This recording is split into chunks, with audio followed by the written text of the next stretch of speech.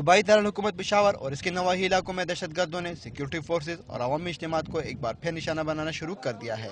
शिद्दत पसंदों ने बटबेर मामा खेल में भी तालिबान मुखालिफ अमन कमेटी के रजाकार की खातून दार की नमाज जनाजे के दौरान खुदकुश धमाका कर दिया। सूबाई असम्बली के डिप्टी स्पीकर खुशदिल खान भी जनाजे में मौजूद थे, लेकिन धमाका इनके जाने के बाद हुआ। 11:15 बजे जनाजा अदा किया गया है, जिसमें तकरीबन बड़बेरा के लोग शामिल थे।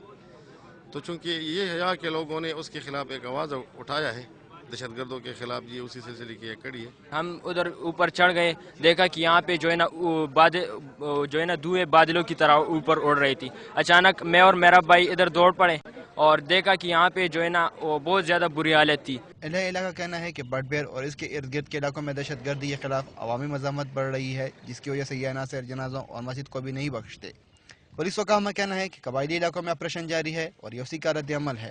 इलाका मकीनों का यह भी कहना है कि इन धमाकों से इनके हौसले पस्त नहीं होंगे, लेकिन हुकूमत को चाहिए कि वो अमन कमेटी और पुलिस एहलकारों को जदीद आलात फराहम करे। यहाँ पे मतलब लोग आते हैं, हमको पता ही नहीं चलता कि ये लोग कहाँ से आते हैं, क्या करते हैं और ये क्यों हो रहा है।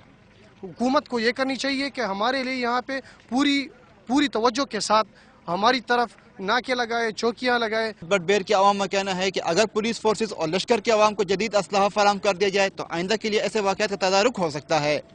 कैमरामैन फरहान बशीर के साथ फखरुद्दीन सैयद, डॉन न्यूज़, पेशावर।